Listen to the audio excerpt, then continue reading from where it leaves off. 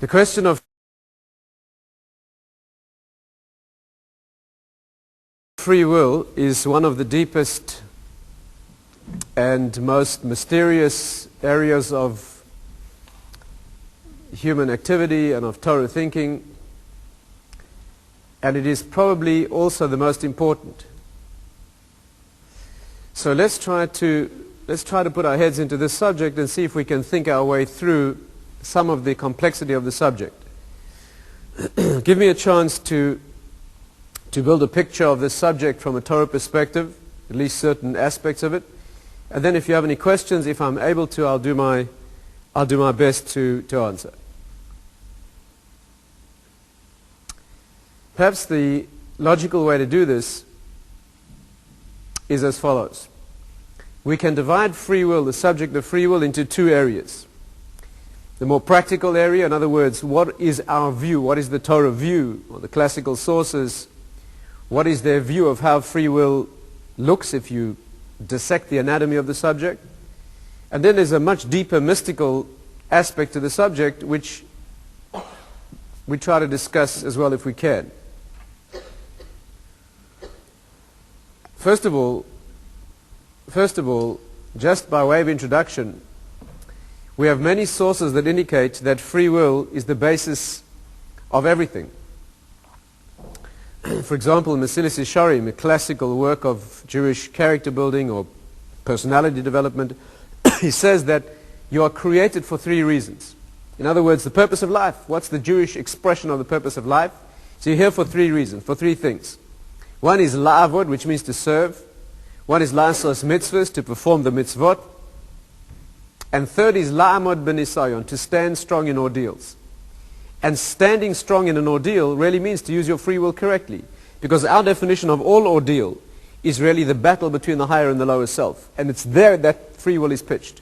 It's in that battle between the higher and the lower self that we understand that free will operates. And therefore at least 1/3 of the purpose of being alive, and if you really think it through, you'll see that all three of those really boil down to the same thing. At least 1/3 of the Jewish definition of the purpose of being alive is to exercise free will correctly. So let's see if we can do this. Again, the mystical conception here is that free will is uniquely human, that the only 2 points of freedom, if you like, in the whole system and beyond are really Hashem's, the creator's, and ours. That means there's nothing else in the universe that ever does what it's not supposed to do. Not a cockroach, and not an atom, and not a molecule, and not a planet. Nothing other than a human being ever moves out of line. Now, we're uniquely positioned at that point where we can do what we should do and do the opposite. Technically speaking, angels also have free will. Malachim also have free will. And if there's time, perhaps we can talk about it. But in real practical terms, we are the place where free will is fully expressed. So let's try to categorize the subject. First of all, practically, on a more practical level. So we would say that free will is severely limited. Your free will is extremely limited.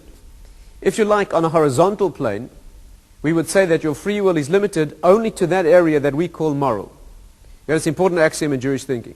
That means most areas of one's life are really not amenable to free will at all. Right? For example, health. Right? You can do all the right health things and turn out to be disastrously ill. It happens all the time. Wealth, for example.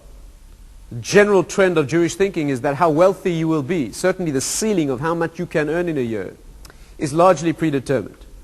Right? It's not amenable to your free will. You can make all the right moves in the wealth department and live in abject poverty. And you can be a complete idiot and be fabulously wealthy. In fact, I know quite a few people in that category. There's no relationship there's no bonded relationship between the two. And many other things. Whom you marry, for example. Whom you marry.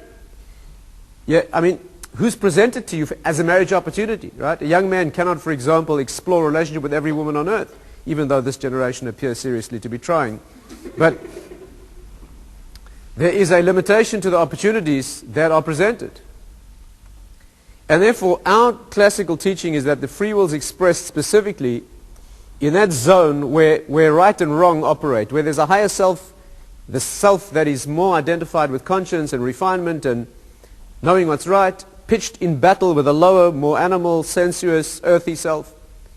It's there, it's in that zone of life that free will operates. Technical choices like which pair of socks you're going to put on today and which flavor dessert you'll eat, that's really not in the Torah discussion of free will. Animals make those decisions too.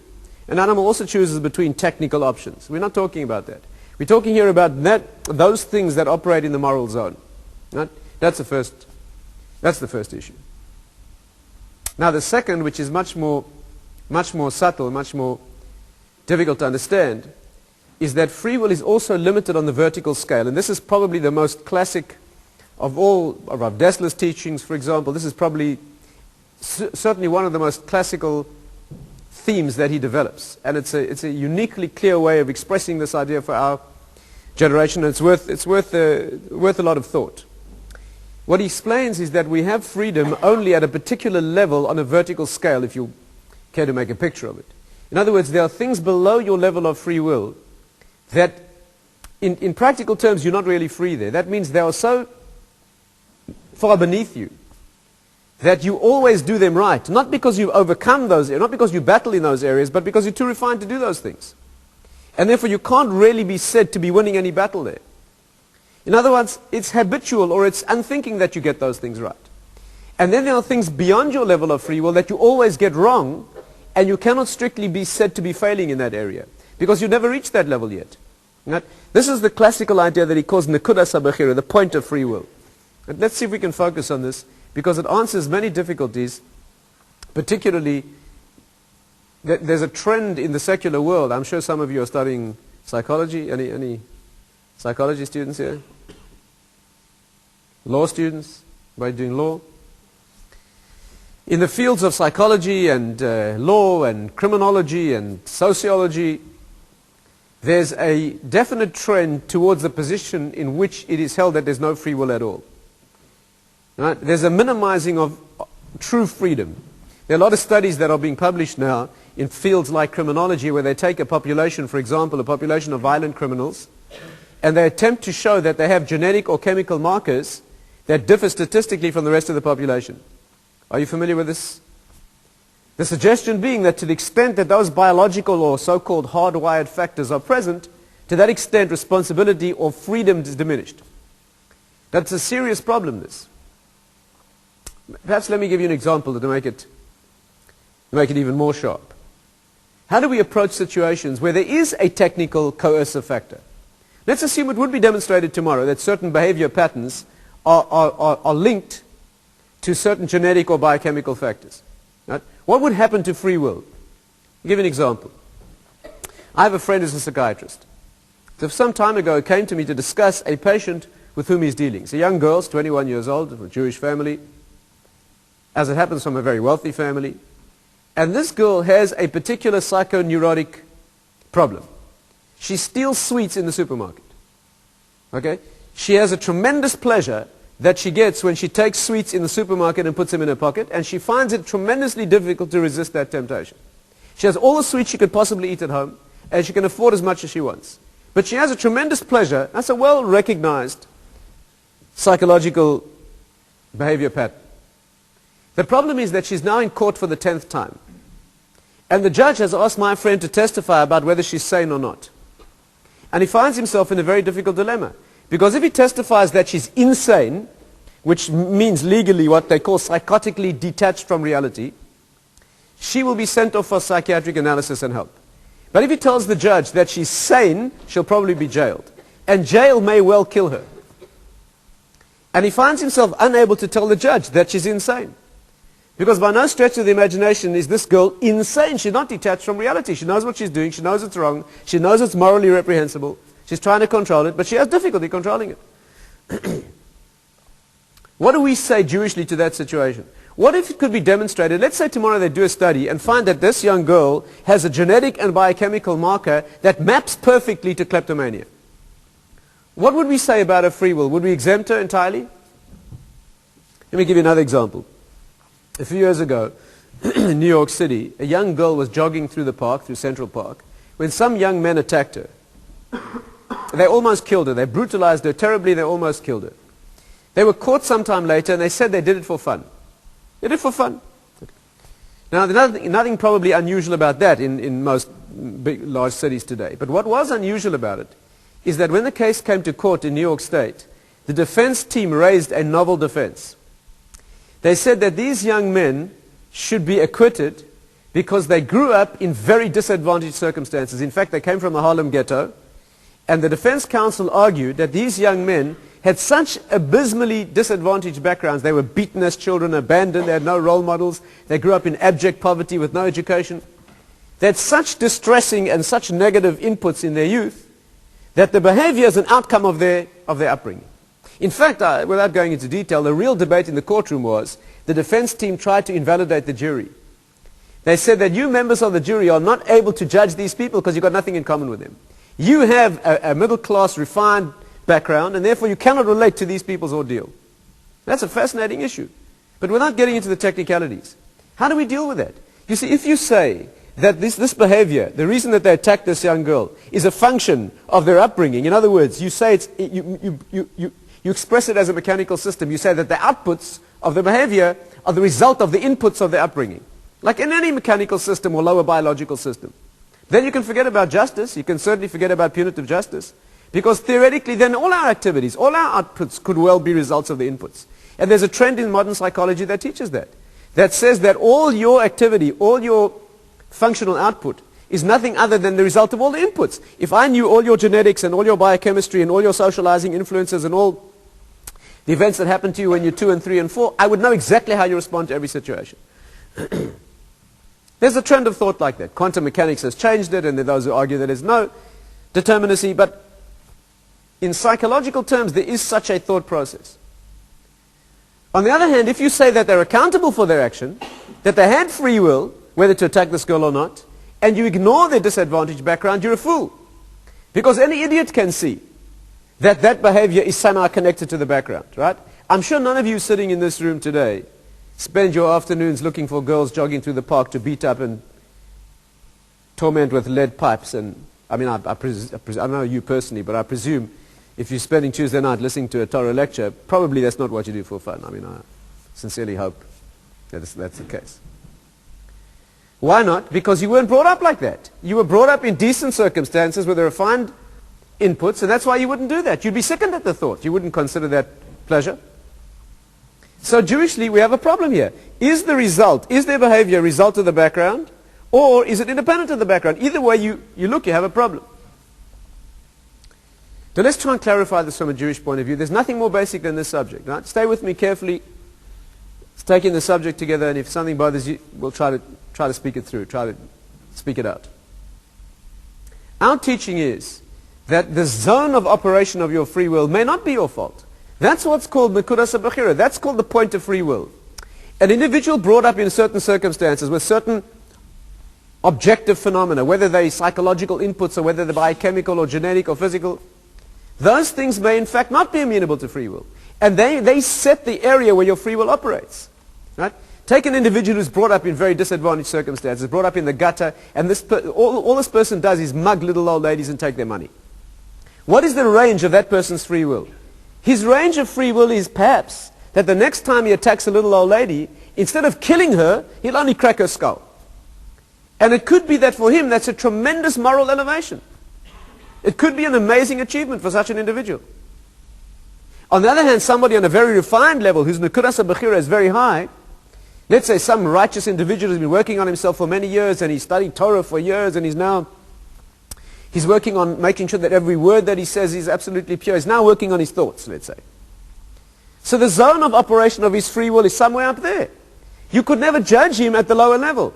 When this man is walking towards the yeshiva, let's say, to give a lecture in Torah, and he's occupied totally with the level of purity that he's trying to generate. And the little old lady walks past with her purse, and there's half a brick lying on the pavement next to her, and he resists the temptation to pick it up and crack her skull. You think he's going to get any spiritual reward for that? When I go to the next world and Hashem says to me, Tatz, what did you achieve on earth? And I say, I never stole any sweets in the supermarket. You think he's going to say, Yeshua, very impressive, very... He's not going to say that, because that's not my problem. I got my own problems, I can assure you. But as it happens, stealing sweets in the supermarket is not one of them. Because the point of my Nekudas HaBechira, that's not where it is. But for some individual, for this girl who has that problem, That is where her free will operates. Is it her fault that the point of her free will is set in the issue of being tempted by taking? Maybe not. Maybe not. It is totally conceivable that the reason she grapples with that area is biochemical, or behavioral, or functional, or because of a family, all of the above, none of the... It's all conceivable. We would have no change in our thinking on this point if tomorrow they demonstrated that there's a biological component. All we would say is that that component determines where the point of free will is. Are you with me? But what you do at that point of free will, that's entirely up to you. If the range of your free will is whether you mug your next victim in a more cruel or less cruel fashion, it could be that those options are not your fault. But what you do, which of those options you take, is entirely yours, and that's where you... These young men who beat that girl up in the park, it could well be that it's not their fault that they were tempted, as their idea of fun, to torment and almost kill a young girl. Whose fault is that? The United States government, poverty, the inner city, the ghetto, grandparents, all of those things are relevant. But when they do that action, they're accountable. Because the issue they're grappling with is to give in to that or not to give in to that. The moral sensibility that they have to know that they wouldn't enjoy being beaten up with a lead pipe and having every bone in their body broken, that they know. And therefore what they're grappling with is at that point of freedom whether to do it or not. And you're only battling at the point where your freedom is pitched. Is this point clear? Rav Dessler, in an unforgettable analogy, he says that you are locked in battle, your higher self is locked in battle with your lower self like two countries at war. The entirety of the countries are at war. But the pain and conflict is only felt on the front line. Yeah, the front line is the point of freedom. Your entire higher self is locked in battle with your entire lower self. It's an ongoing, lifelong war. But the pain and conflict is felt only where the fighting is going on. And there may be advances or retreats. But you operate only at that point. And it's like that, if you need an analogy, I don't know what you do here in Manchester, but let's say you play tennis. You play some kind of sport here? You play tennis. So you play tennis against people who are more or less of the strength of your game. Right? If you play the people in your club and you get better, you have to play the best people in the club.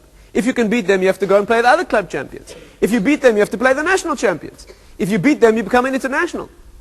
Your battle is meaningfully pitched only at a place where the forces are meaningfully... If you walked out in the tennis court and played against a 3-year-old who'd never held a racket before, you wouldn't come home full of pride and say that you won the match. Right? You didn't win the match. On the other hand, if you played the world champion and during the entire match you never saw the ball once, you wouldn't come home and say you lost. You didn't lose. You didn't play. Right? You can only be said to be playing and battling at a level that is where there's an exertion. And therefore, our resolution of this issue is that the point of free will, in fact, may have nothing to do with freedom. It may have nothing to do with freedom. It may be set because, and in different areas of life, incidentally, there may be differential levels. This young lady who has a problem with stealing sweets in the supermarket may have no problem in other areas that I may be grappling mightily with. Because she has an issue there. And there are many other complexities. I mean, we don't have time this evening to go into all of them. There's a gray zone around the level of free will. For example, what falls beyond entirely your level of free will? So there you have to be what we call have no dice. No dice means entirely out of the area of freedom. For example, a child. A child is not technically liable. Or a person who is genuinely psychotically detached. And of course around that zone there are very difficult issues. There's a gray zone that requires judgment too. For example, for non-Jews, according to Torah law, what age is a non-Jew responsible? Do you know? At what age is a Jew responsible for his actions? Bar mitzvah, right? 12 for a girl, 13 for a boy. At what age is a non-Jew accountable for his actions according to Torah thinking? When he's old enough. When he's old enough. Bar mitzvah is a mystical, it's a shir, it's halacham lo yishmisina.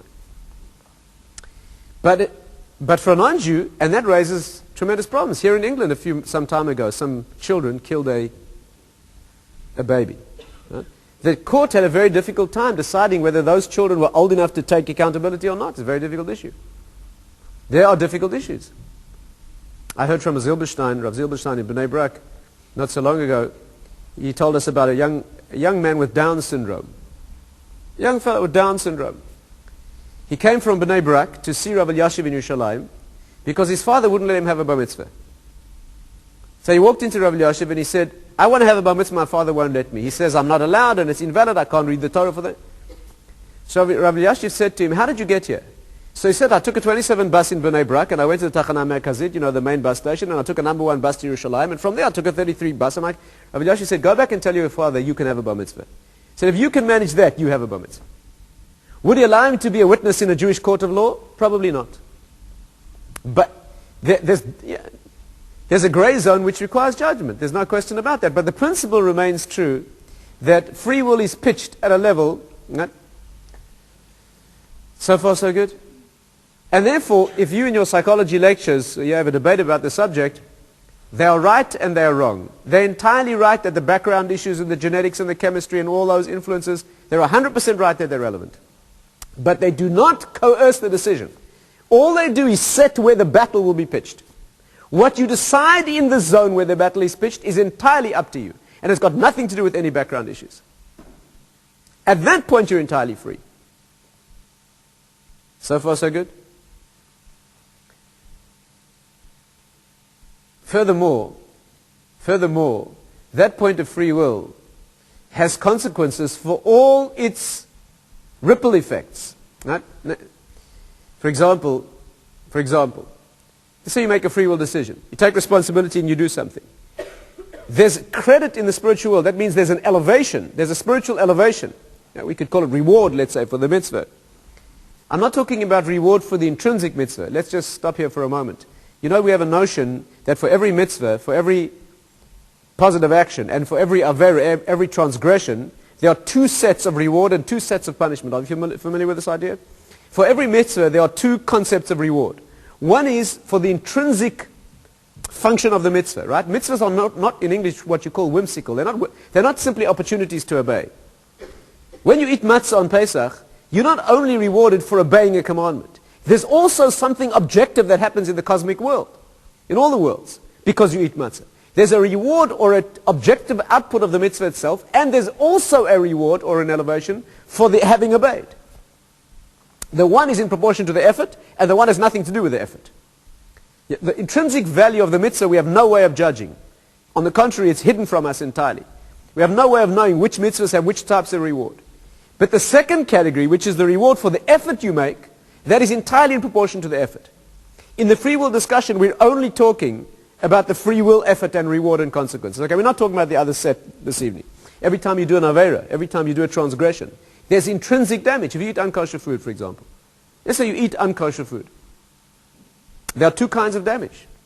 There's objective spiritual damage, that there's a contamination or desensitization of the heart. And that's got nothing to do with how difficult it was or wasn't to resist. And then there's damage from having lost the battle with your own self. And that damage is in proportion to the difficulty. Incidentally, this is why it pays to be more strict where appropriate. Right? Because if you eat something unkosher, even if entirely unintentional, it still harms you. Because there's intrinsic harm. Yeah? Let's say, for example, it's completely unintentional. You go into some restaurant, and you want to know if it's kosher, so you check the sign on the wall, and you go and look at the mashgiach, and you check the length of his beard, and the length of his wife's beard, and you really do it thoroughly, until you're totally convinced by all standards the food's kosher, and it happens to be unkosher that day by some accident. Do you know the outcome of that? You get harmed, you get damaged. You get no damage for having transgressed anything in your free will department. You didn't do that. But there's objective intrinsic harm if there's a shame isser. In other words, if there's a halachic prohibition, if there's a halachic status that's negative that's attached to that food. And conversely, if you lose it one day and you go into a non-kosher place, it'll never happen with any of the present company, but assume that you did that, and you decide to have something really disastrously unkosher, and it so happens they served you glut kosher food. So happens. You still get harmed, you know that? You don't get harmed by the food because there's nothing wrong with the food. But you get harmed by the effort, by the losing of the battle with the self. Are we clear about that? In tonight's discussion, we're not talking about the mystical effect of the mitzvahs. We're only talking about the free will effort. And for that, there's consequences that go on and on forever. Let's say you make a free will decision and you help someone. And because of that, you change their life. And because of that, there are many consequences that ripple on through history. You take credit for the whole chain of events. Because you're the ultimate cause. The only place you disconnect from the effects is when a new free will decision is made. And conversely, if you do something negative and you harm someone, and because of that they harm someone else, not through their free will, for example, you bring up a child. Bring up a child in a negative fashion. And that child lives a negative life, and that has you take accountability for the whole string of events. Do you know how far this goes? You might just make a comment. Just say, father's talking on the telephone, little 5-year-olds under the table. Father says to his friend on the phone, well, look, it's not strictly true, but tell him it's okay. Little child hears a statement that the father's standards of truth are a little lower. And he grows up with a different value of truth. And he runs his life that way. Do you know that all the consequences of negativity all trace themselves back to the accountability of that one statement that that father made? Because that's where, you know, I mean, Rav Dessler also explains, I mean, once we're frightening ourselves, we might as well do it thoroughly. So let's terrify ourselves, you know, utterly. You know that on Rosh Hashanah it says that the books of the living and the dead are opened. You know that. The living and the dead are judged. And the Kabbalists ask an interesting question. Why are the dead judged on Rosh Hashanah? By definition, a person who's been dead for a year cannot be any different than they were the year before. Right?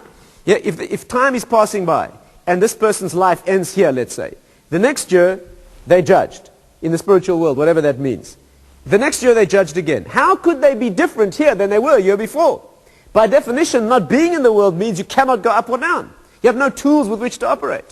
You coast with the momentum that was built up before. So what sense does it make to judge souls every year? You hear the question. Yeah, anyone out there?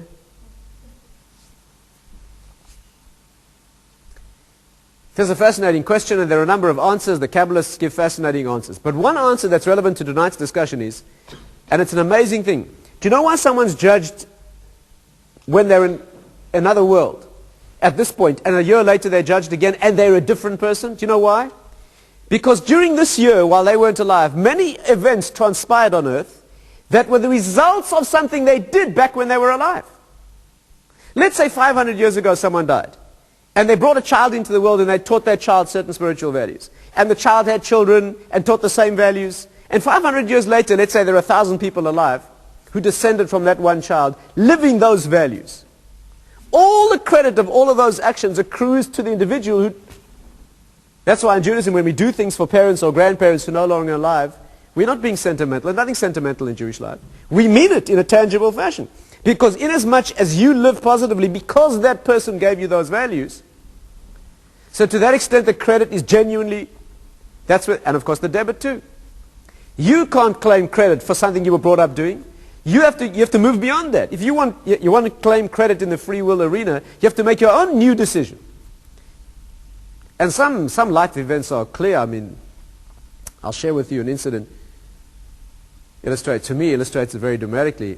You know, I know a man who is, I know him personally. It's not a second-hand story. He happens to be a diamond dealer in New York. I met him in South Africa when he came to buy diamonds. This particular individual, his mother was pregnant in the Warsaw ghetto, right, just before it was destroyed. And she needed to see a doctor. So she managed to escape from the ghetto, and she went to see a lady doctor, and a Christian Catholic lady doctor from the old Polish aristocracy in Warsaw City. And after the doctor treated this Jewish woman, as she was about to leave the office, this doctor said to her, look, if you go back into the ghetto, you know what will happen to you? So she said, yes, I know. So she said, look, come and stay with me, I'll take care of you. So the woman said, I can't leave my husband. So she said, bring your husband as well. So she said, I can't leave my family. So she said, bring your family as well. So the Jewish woman went back into the ghetto, and she said to her husband that this Christian lady is offered to save our lives. So the husband said, I can't leave my family. So they took his family as well. And they arrived at this Christian lady's house with 13 people. She put them up in her attic for 22 months, including a period during which the Gestapo occupied the house. And for 22 months she fed them, and with her own hands carried away all their waste. They never left the attic for 22 months. At the end of that time, she had an opportunity to get them out, and she managed to get them out, and they crossed the border, and all 13 of those people survived, and they made it to New York. Right? A few years ago in New York City, there was a wedding of one of the grandchildren of one of those 13 people. And at that wedding in New York were 200 people present, descended from the 13 people, 200 people at one time and place, descended from the 13 people that this lady had saved, and they went back to Poland and they found her and they brought her to be present to see that. Very old lady, they brought her to be present. She sat at that chassan in New York to see 200 people dancing at a wedding who were descendants. And during the festivities, somebody went up to her and they said to her, "Why did you do it? Why did you risk your life to save Jews?" And she said, because she drew herself up to a full, frail height, and she said, because I read Genesis. And there I saw that Abraham negotiated with God. And he said to God, if there are 50 people, will you save the city when Sodom was about to be destroyed? And God said, yes. And if there were 45? And she said, I hope there were enough of us to save Poland. And I was wrong. Now that's something to be envious of. There's an action of free will, an individual made, a human being made. And the consequences are very measurable. They all go back there.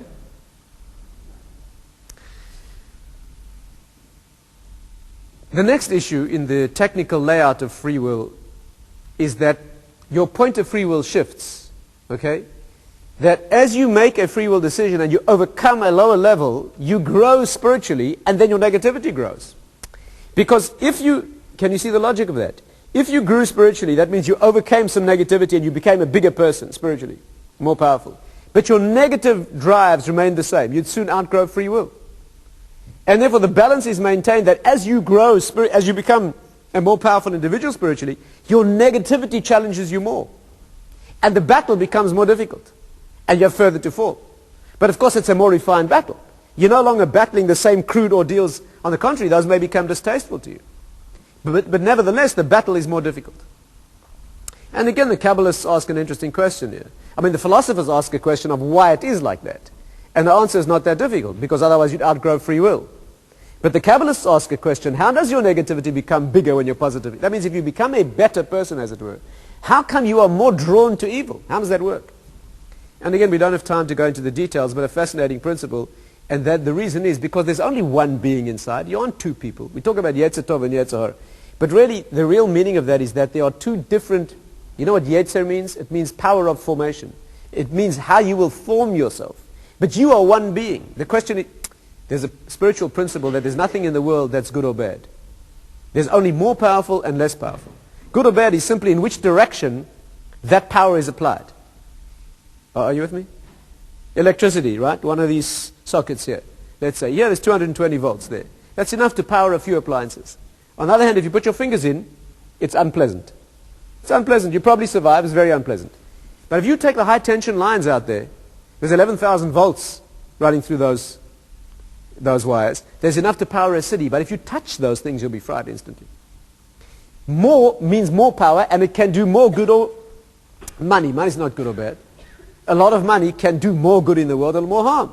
A charismatic personality, an influential charismatic personality. It's not good or bad. Depends what it's used for. Right?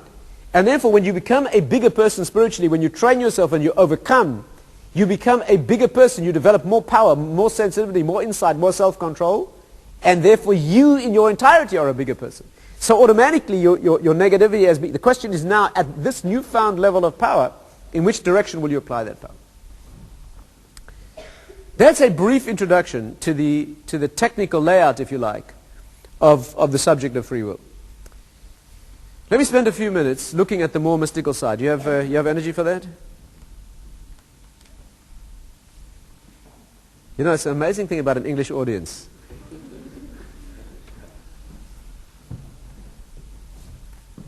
You know, in Israel they throw things at you before you begin. You know, in here they listen politely. You know, but I assume that you are genuinely awake and not just pretending to be. So let me spend a few more minutes and see if we can get into a deeper level. Okay, but this takes effort now because what we set up to now is very basic.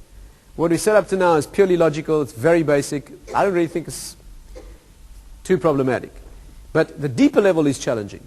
So stay with me carefully and let's see if we can develop it. And then if you have questions, I'll be happy to stop and try to answer. Let's focus in on the decision itself. In other words, let's say that there's a zone of free will that you occupy. Okay? At present time, your options are being exercised at a particular level. You have a very, very disadvantaged background, your options are low. You have tremendous advantages and refinement, your options are at a very high level. But in that zone, what accounts for the decision? Again, Let's assume that a person grapples with an ordeal, okay? This young girl is grappling with whether she's going to steal the sweets or not. Now, stay with me carefully.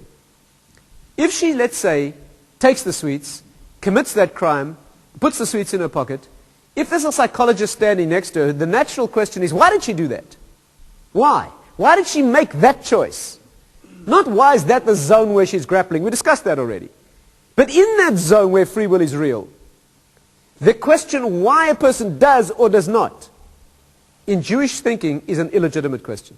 Okay, please stay with me carefully, because this is not what they'll teach you in modern psychology, and it's problematic. It's an essentially mystical idea. You cannot ask why a free will decision is made. That's an illegitimate question. It is one of those amazing areas in the spiritual world that are understood only in their own terms. The reason that you decide in a free will ordeal is because you decide. Again, if you ask the question, why did the person make that decision? Any answer you give to that question will be a denial of free will. Can you see the logic of that? Let me try and speak it out. Let's assume someone makes an option, they act heroically, yeah? They have an option, they can choose a cowardly option or a heroic option. And you say, why did he choose that? Now be careful, because as soon as you offer an explanation, well, he was brought up like that, his grandmother, his mother, then you are postulating that the free will, that the cause of this action goes back to his mother and grandmother. Then he's not free. Freedom means that I, intrinsically, in and of myself, I choose. It's illegit. Am I making some progress? Are you with me? As soon as you say, let me try and explain better. As soon as you offer an explanation, you can offer an explanation for why I battled in that area. You can even offer an explanation for why I found it that difficult. My upbringing, my genes, my environment. But why at the final knife edge of decision, I was machriya, that means I came down this way or that way? The answer is because I decided. As soon as you offer an explanation there, like my upbringing, my genes, biochemistry, to that extent you're denying free will. You're saying, well, I didn't decide, the output there was a function of the input. Let me try to explain this a little bit better.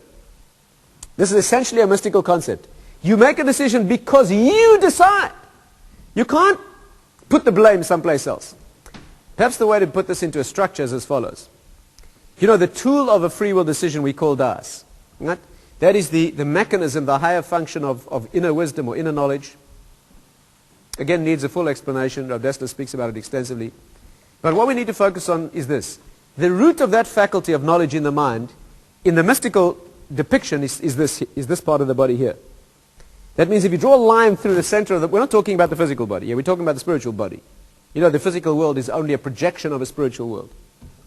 In that spiritual world, there's a structure that looks like your body. The truth is, your body looks like that. And in that world, there's a line running through the being. And that line begins where a baby's skull is open. Right? You know, where a child is born with a skull open. You know that. You can feel the brain pulsate in a child. The fontanelle is open. Right? That's a mystical point of connection with the higher world. It's only as you grow that the bony obstruction... In fact, this is why men wear tefillin, you know, according to the Kabbalistic notion. You know, a man wears tefillin in that place of his head, which was once open and has now closed. Do you know what the Kabbalistic name is for tefillin? Bekiyas hamoichin. That means bursting out of the brain. Right? It's a reconnection to a higher world. It's a reopening of that. Of course, women don't wear tefillin because women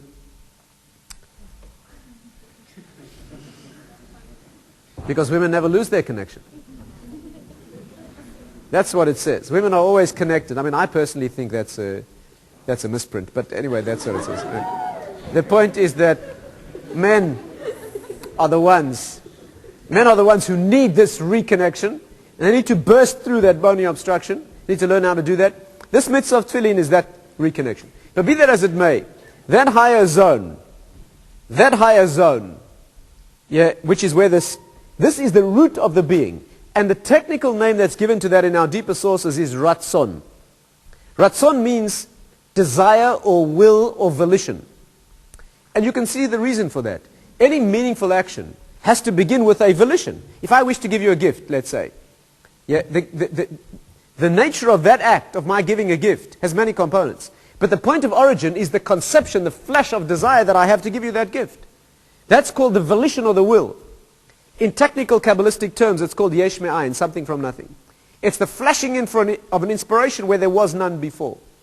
From then on in, it becomes mechanical. Again, stay with me carefully. It's very important to understand clearly. When I conceive a desire, let's say to give you a gift, that flashes into my being from some place outside of myself. That's called a yesh me'ayin, something from nothing. And I'm lit up and inspired by that. And immediately it translates itself into physical activity. It becomes brain activity, it becomes nervous impulses, becomes muscular contraction, and eventually the gift is given. But of that whole sequence, there's only one point that's meaningful, and it's that point of origin. Because when it's brain activity and nerve activity and muscle activity, an animal can do that too. A machine can do that too. In fact, animals and machines usually do it better. The only point of meaning in that whole sequence is the flash of inspiration that begins the process. Can you see that?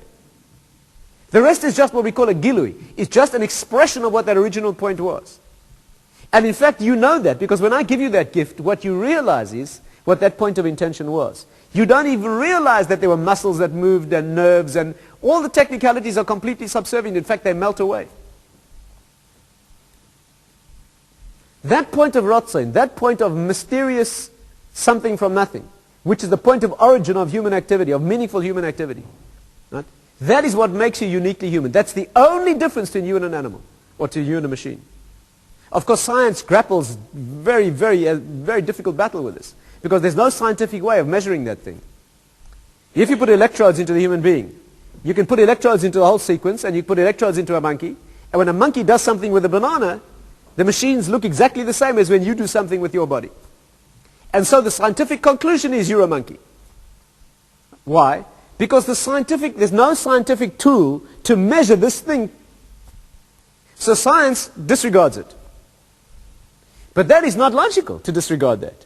That's like, one thinker of this generation said that that's like taking a dog and cutting its head off, discarding the head and saying, now let's study what a dog is. That's not bad religion, that's bad science. Okay? It's true that this zone is not amenable to scientific measurement and inquiry, but that's where meaning resides. The only difference, the only meaning of a gift that I give you is that point of origin. Is this point clear? Now that point of origin is the tool of free will. And that point, that tool, that ratzon, you know the word ratzon in Hebrew adds up to the same numerical equivalent as the word makor, which means a source. Actually, Shema, Hashem's name, has the same numerical value as the ultimate source. But let's study that for a moment. The word for desire, initial desire, ratzon, and the word for a source have the same value. Do you know what that means? The definition of a source is that which has no prior source. You cannot ask for the source of a source, otherwise it wouldn't be a source. Again, I see a lot of blank faces. You can't ask for the point of origin of a flash of inspiration that I have, right? Because if it's a source of a process, the definition of a point of origin is that there's no prior point of origin. Otherwise, that would be the point of origin. Yes? And are we together? Anyone? And therefore, if I make a free will decision, and it's a function of my ratzon, that means I've decided to do it this way or to do it that way. Don't take me back to a previous point. There isn't a previous one. This is who I am. This is where I express myself. This is where I take responsibility. You can't fob that off on some previous mechanism. If you could, this would not be a source. And the notion is that this is where you begin. And it's in this faculty of the mind or of consciousness that free will resides. You make a free will decision because you make that decision. That's who you are.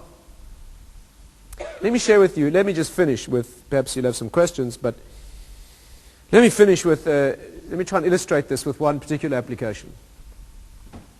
I mean, these are not easy ideas, obviously, but it's, there's very little that's more important with which to grapple. It's very often expressed, erroneously, that free will only operates when the attractions of the options are more or less equal. Have you ever heard that idea? Some people misinterpret the Ramchal to say that. That means you really only have freedom where two options attract you more or less evenly. Because if one option attracts you much more strongly than the other one, obviously you move in the direction of the stronger attraction. That is a denial of free will. What he means is that you could follow either one equally. That means no matter how strong the attractions are, you are free to go either way. But it does not mean that the attractions are equal. In other words, to support the notion of free will, you have to say that I can be caught in a dilemma where one option appeals to me very powerfully and one option appeals to me very weakly, and I can choose the weaker option. Can you see that it has to be like that? It sounds bizarre, doesn't it? Imagine I find myself in an ordeal. The one side speaks to me with massive attraction, tremendous attraction, almost irresistible attraction. And the other option speaks to me very weakly. If you say that I always move in the direction of the stronger attraction, you're denying free will. You're saying that, basically you're saying our mechanical system. It's a metal object here, there are two magnets there. This magnet is stronger, this magnet is weaker. The metal object moves towards the stronger magnet. Or you put a plant in the middle and two lights on either side, the plant moves towards the brighter light. That's a mechanical system.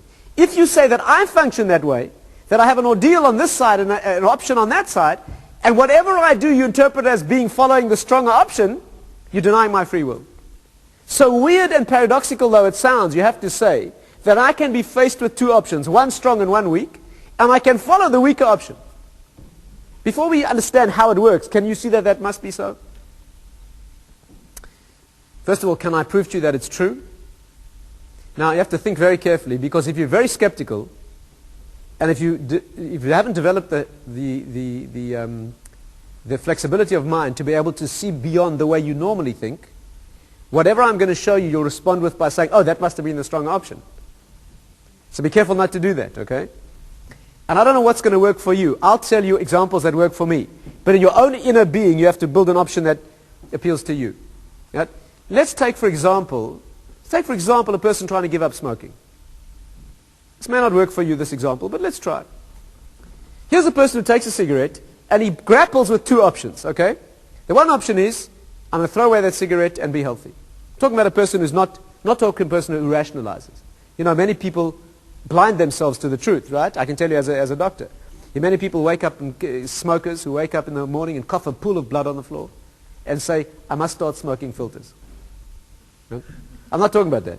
I'm not talking about an individual. I'm talking about an individual who knows exactly what the facts are, not somebody who's denying and rationalizing. There are people like that. As it happens, I was taught pathology, as it happens. In the medical school where I studied, I was taught pathology by a national expert in lung disease who was a heavy smoker. This lady taught us post-mortem dissection. Okay? She used to slice a slice of human lung, black and cavitated, put it in your hand and say, Doctor, what's wrong with that?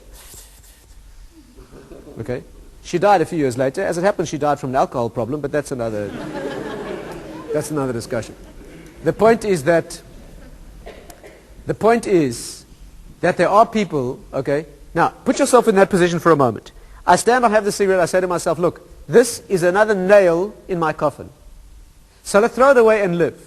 What is the power of that attraction? To live! Any psychologist will tell you that self-preservation, by definition, the strongest. Live, be healthy, normal, breathe. Or, smoke that cigarette. Well, how strong is that attraction? A few seconds of pleasure? During which I will feel like a failure and feel the cold hand of death again? Those are balanced options. But a 10-year-old wouldn't fall for that. Again, let's get it clear. The one attraction is the attraction of life. The other is 5 seconds of infantile, pathetic, puerile, nothing. Those stack up. Now be careful, don't say, well, the cigarette must have been a strong attraction. Let's try and bring it a little closer to home. Let's say you're dieting, okay? Now, let's assume, again, you have to make your own example. Let's assume you're sitting there and you say to yourself, this diet is very important, and you go through in your mind what it is that you're going to look like and what your future is going to be, and everything depends on this diet. Everything. In front of you is a wedge of chocolate-covered, layered, cream-filled, and you say to yourself, but no idiot would fall for that, you say to yourself. It's ridiculous, I'm not going to do that. You say, what is in it for me with this piece of chocolate cake? Nothing, it's ridiculous. Not only is it a fleeting pleasure, but I'll hate myself and... it's clear, isn't it? And 3.5 minutes later, you're looking at a plate that is not like, but polished, not... What happened? What happened? What happened there? You knew the importance of the one option. It was very clear. And the other thing was so trivial that it's almost ridiculous. Those aren't equal in attraction, are they? You know,